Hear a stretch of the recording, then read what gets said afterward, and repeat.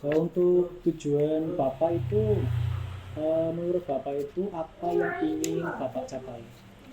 Apa? Maksudnya saya ingin capai apa? Maksudnya Dari dari segi usaha usaha, itu Bapak ingin mencapai tujuan seperti apa?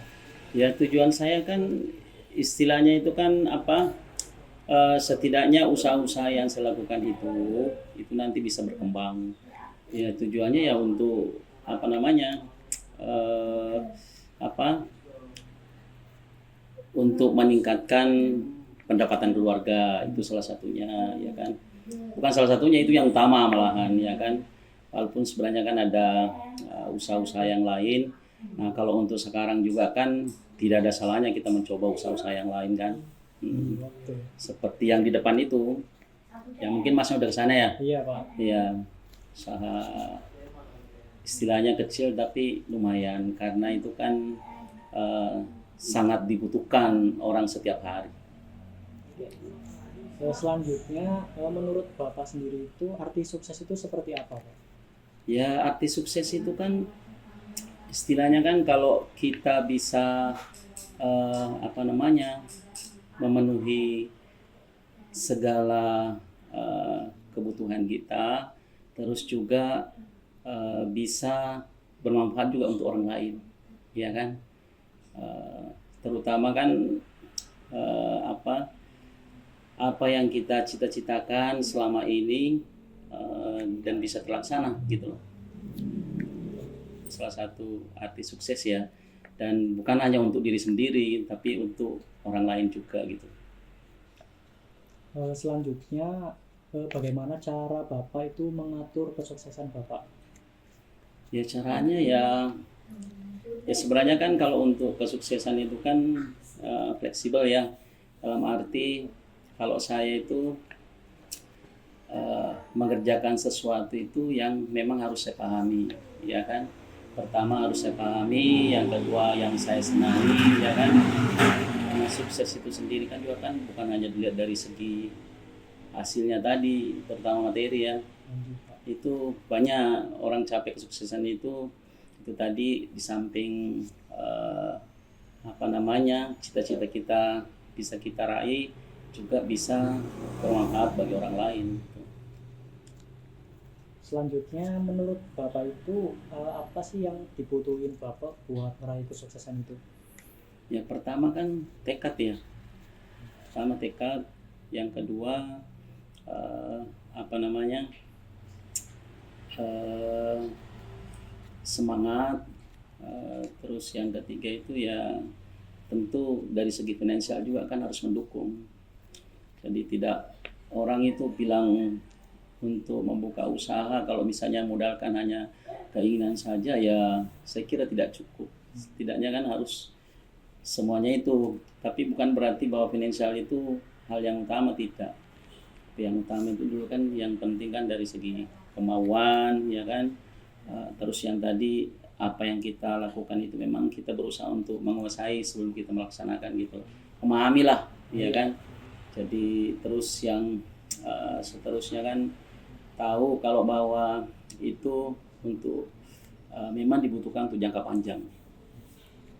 Selanjutnya itu ada pertanyaan mengenai usaha Bapak. Nah, menurut Bapak itu bagaimana kondisi usaha Bapak saat ini? Ya alhamdulillah, maksudnya bisa jalan.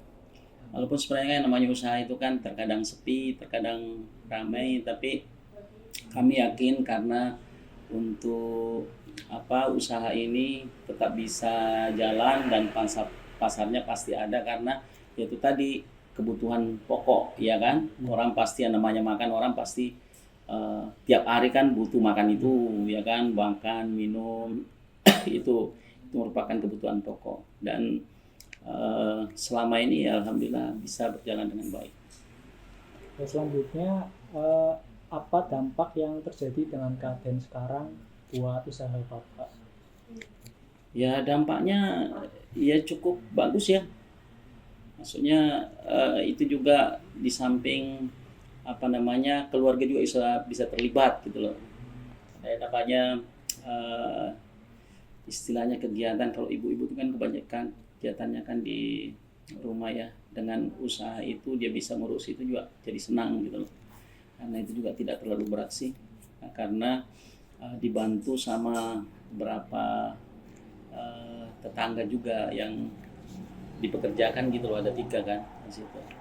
Jadi kita hanya membantu sedikit-sedikit dan mengawasi saja. Oke, selanjutnya apa faktor yang mempengaruhi terjadinya hal itu, Pak? Ya banyak sekali faktor. Ya, tinggal maksudnya faktor yang kalau sekarang ini kan ya dengan kondisi ekonomi seperti ini kan ya pasti ada dampaknya lah ya. Ya, jadi terutama kalau di depan itu usaha makan itu minum itu kan terutama yang sekarang lagi tren itu kan plastik ya mahal ya. Plastik itu mahal, jadi itu berpengaruh di istilahnya dari segi modal.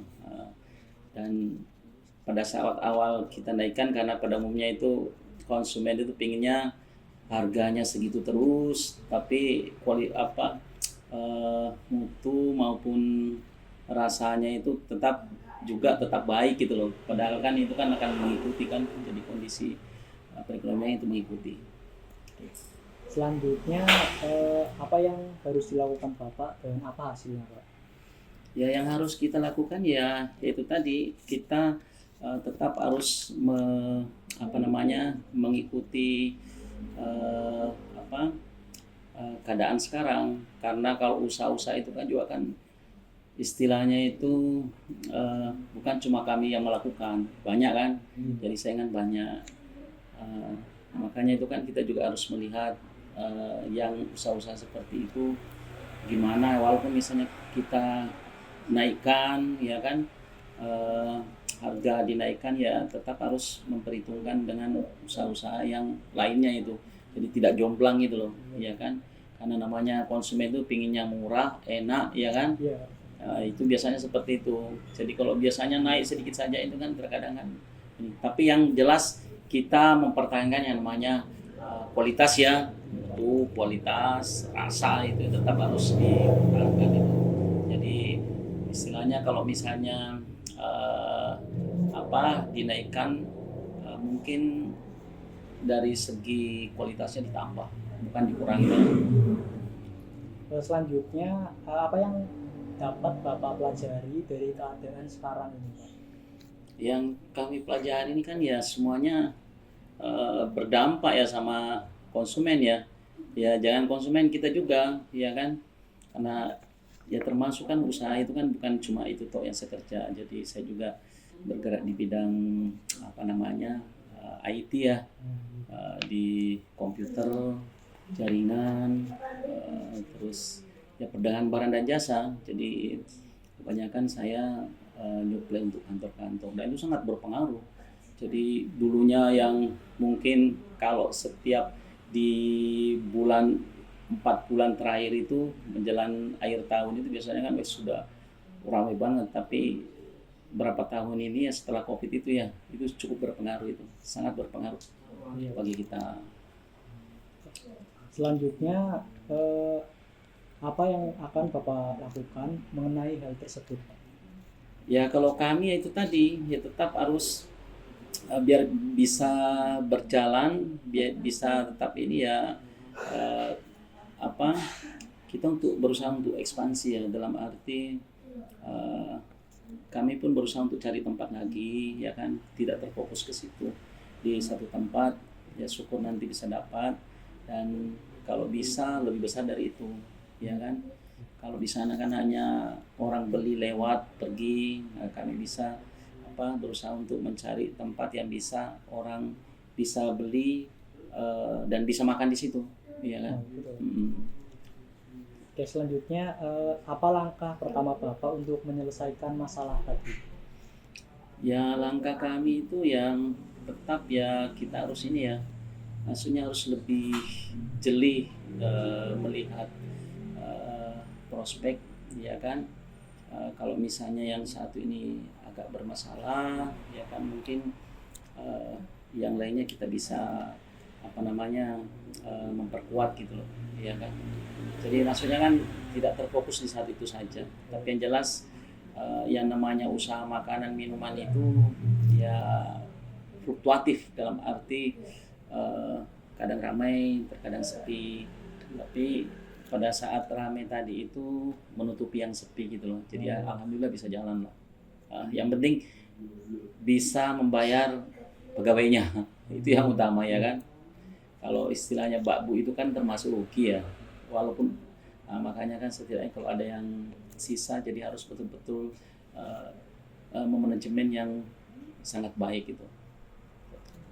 Selanjutnya Bapak memulai usaha ini itu dari kapan Pak? Kalau saya yang depan itu Mas, yang minum makan itu sudah jalan kurang lebih 2 tahun. 2 tahun. Tapi kalau usaha yang lain itu udah lama, saya sejak 2015 gitu. Selanjutnya kira-kira apakah ada sesuatu atau hal yang dapat menghalangi Bapak? Yes, bukan menghalangi ya, tapi harus dipertimbangkan karena di tempat itu kan masih bukan tempat kami, ya kan. Jadi yang namanya sewa itu kan masih disewa ya, di sana kebanyakan nyewa itu. Jadi biasanya yang pemilik itu kalau rame itu pasti cenderung untuk menaikkan harganya, dan itu kita sudah antisipasi gitu loh, ya kan. Dalam arti ya itu tadi, setiap pendapatan kita dapat kita harus memperhitungkan bahwa kita sisihkan terutama untuk biaya kontrakan, dan kami pun berusaha untuk tempat itu untuk kontrak dengan lama gitu loh. Jadi misalnya kemarin kami kontrak itu 4 tahun itu. 4 tahun, pertama 2 tahun, jalan 1 tahun, kami langsung perpanjang 2 tahun jadi 3 tahun kan. Karena kita lihat prospeknya, walaupun biasanya kan yang punya itu kan kalau istilahnya uang itu seneng Mas. Pasti seneng ya kan. Nah, kalau misalnya sudah mendekati itu biasanya kan akan dimanfaatkan itu. Makanya jauh sebelum habis ya kita harus tawarkan lagi untuk kita perpanjang. Itu triknya begitu. Oh iya. Ya. Oke, selanjutnya bagaimana Bapak mendapatkan dukungan yang diperlukan untuk masalah tadi? Ya, kita saling mendukung ya, karena itu kan usaha ini ya, usaha keluarga. Ya, kita harus saling mendukung ya kan. Yang dulunya istilahnya tidak pernah mengerjakan begitu, akhirnya kan ikut terlibat semua. Kayak saya sendiri kan kalau pagi sebelum kerja terkadang saya bantu dulu ke sana ya kan, apa yang perlu saya bawa sini saya bawa ke sana ya kan. Ya kita enggak usah malu, karena hasilnya kan buat kita diri kita sendiri. Oke, selanjutnya untuk kedepannya apa yang harus dilakukan Bapak untuk mengubah situasi? Maksudnya untuk mengubah situasi mana? Situasi usaha Bapak misalkan untuk kedepannya. Ya itu tadi, maksudnya kan kami berusaha untuk mencari suatu tempat yang bisa untuk berkembang lebih besar. Yang tadi itu umumnya di sana kan hanya lewat beli pergi ya kan. Nah biasanya kan juga kan yang namanya konsumen itu mungkin pingin juga di situ gitu loh. Jadi kalau ada tempat yang lebih luas, dia bisa makan di situ, bisa minum di situ ya kan. Nah, itu lebih menarik biasanya. Betul. Selanjutnya apakah ada alternatif untuk mencapai hal tersebut Pak? Hal tersebut yang mana? Kita Mungkin, kan sudah capek itu. Iya. Maksudnya apalagi yang harus dicapai? Alternatifnya mungkin misalkan usaha Bapak yang STKI ada alternatif lain gitu Pak? Ya yang tetap kan yang namanya minum itu kan produknya kan harus tetap ini ya, kreatif ya.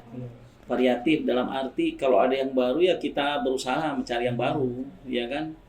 Yang namanya karena yang namanya minum itu orang makan kan pasti minum ya. Iya betul Pak. Ya kan. Jadi begitupun sebaliknya ya kan. Jadi makanya saya belajar dari seperti Migacoan itu ya. Migacoan itu kan termasuk usaha sudah besar ya, sudah besar.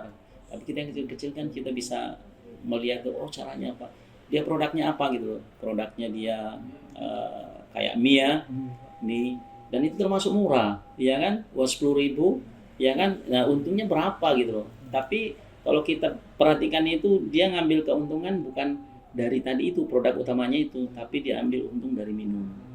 Karena itu kan makanan pedas ya, pasti butuh minum. minumnya mahal. Coba Mas yang masuk sana pasti minumnya Iya, mahal. betul Pak. Tapi mie-nya murah. Iya. Nah, oke lah mie-nya mungkin untung 1.000 nggak apa-apa. Tapi yang minumnya tadi itu luar biasa mahalnya, ya kan? Teh segini harganya 7.000, ya kan? Kalau kita kan gitu kan ya murah, 3.500. Jadi itu sistem itu bisa kita lihat dari situ Mas. Jadi dia jual produk utamanya itu dia tidak apa-apa babu, tapi dia ada yang tadi ini yang orang makan ini pedes ya kan pasti butuh minum. Nah, minumnya ini dimahalin. Jadi keuntungan minum itu setidaknya sekitar 70% itu. Kalau makan paling untungnya 10%, 20%. Ya. Nah, selanjutnya apa keuntungan Bapak dari beberapa pilihan tadi? Ya keuntungannya ini Mas, maksudnya kan yang namanya orang itu kan makan maupun minum rasa kan terkadang bosan ya.